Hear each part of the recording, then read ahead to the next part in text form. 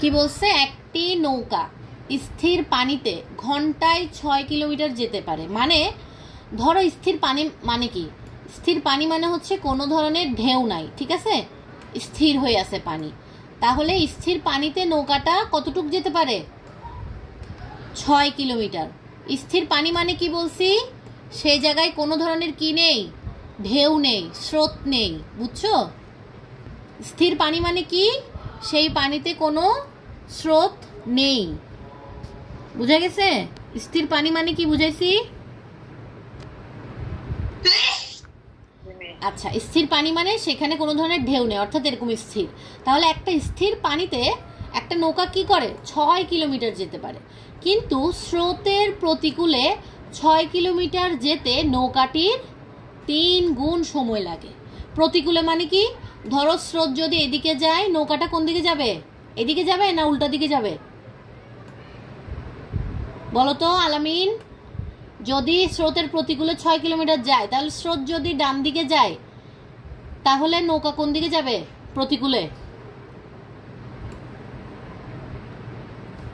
বলো, পারবা মাহিদ? মাহিদ পারবা?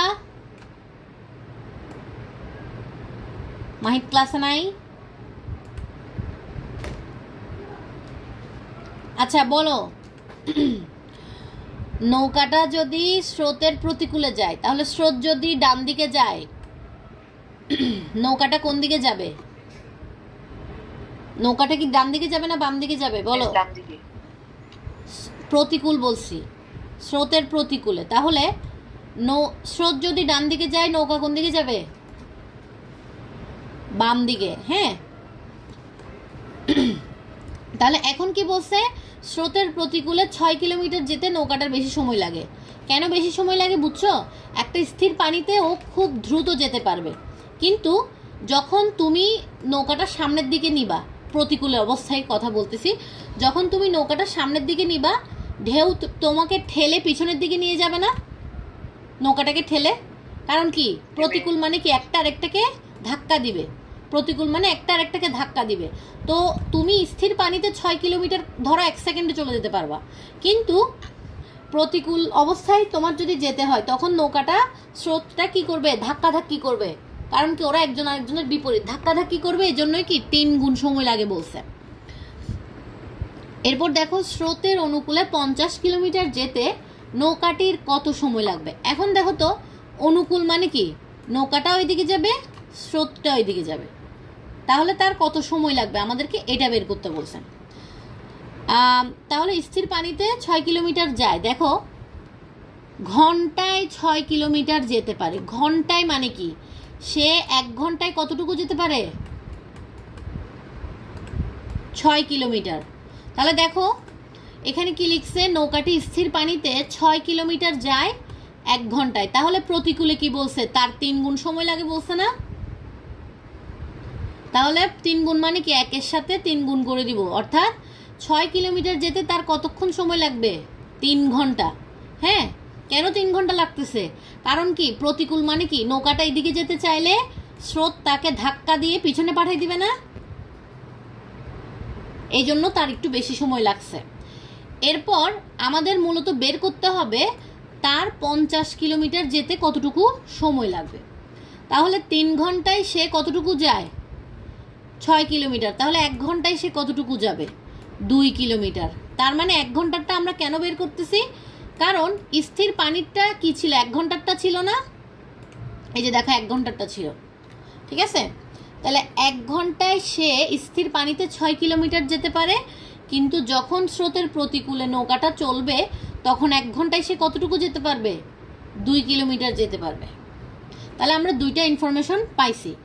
এখন স্রোতের প্রতিকূলে মানে কি, বিপরীত দিকে, তখন নৌকার কার্যকরী বেগ কি হবে?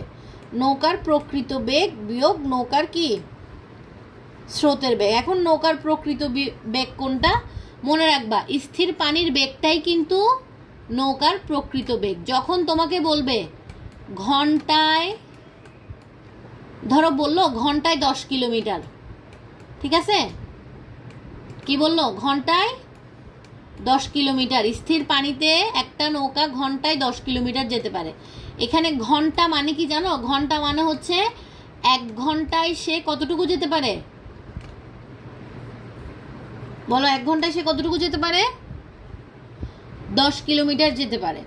ঠিক আছে, 1 ঘন্টায় সে 10 কিলোমিটার যেতে পারে। আর ঘন্টায় এত কিলোমিটার বা অত কিলোমিটার যেটাই থাকবে, এটাই হচ্ছে তার বেগ, নৌকার নিজস্ব একটা বেগ। কারণ স্থির পানি মানে কি? একদম রাস্তার মতো ফ্ল্যাট না স্থির পানি, কোনো নড়াচড়া করবে না, এই জন্য এটাই নৌকার আসল বেগ। তাহলে আমরা সূত্রে পড়ছিলাম উপরে যে স্রোতের প্রতিকূলে থাকলে আমরা কি করব? নৌকার প্রকৃত বেগ থেকে স্রোতের বেগটা আমরা বিয়োগ দিয়ে দেবো। তাহলে নৌকার প্রকৃত বেগটা আমরা কত পাইছি? 6। এটা প্রশ্নেই বলা ছিল। আর এই দুইটা কোথা থেকে পাইছি? এই দুইটা হচ্ছে তোমার স্রোতের বেগ। ঠিক আছে, এটা কি স্রোতের বেগ। এটা আমাদেরকে মূলত বের করতে হবে, কারণ স্রোতের প্রতিকূলে নৌকার বেগ তো আমরা এখান থেকে বের করছি। তাহলে আমরা স্রোতের বেগটাকে সমান চিহ্নের এপাশে নিয়ে যাব। এই যে দেখো নিয়ে আসছি। আর এটা এরকম ছিল, ঠিকই থাকবে, জাস্ট প্রতিকূলের বেগটা সমান চিহ্নের এপাশে আনছি, বিয়োগ হয়ে গেছে। তাহলে একটা থেকে বিয়োগ করলে এটা পাবো। তাহলে যেটা পাইছি সেটা কিন্তু মূলত স্রোতের বেগ। তোমাদেরকে এই অধ্যায়টা করার জন্য এই সূত্রগুলো একটু বুঝতে হবে, বুঝাইলাম, মানে একটু মুখস্থ রাখতে হবে যে স্রোতের অনুকূলে যখন আমরা যাব তখন নৌকার বেগটা কত হবে? কার্যকরী বেগটা। আচ্ছা, কার্যকরী বেগ আর প্রকৃত বেগ কিন্তু সমান না, বুঝছো? কার্যকরী বেগ আর প্রকৃত বেগ সমান না। কেন সমান না? দেখো, এটা হচ্ছে তুমি স্রোতের অনুকূলে যখন যাচ্ছ, অর্থাৎ স্রোতের সাথে সাথে যখন যাচ্ছ তখন নৌকার বেগ। আর এটা কি? এটা হচ্ছে তোমার প্রকৃত বেগ।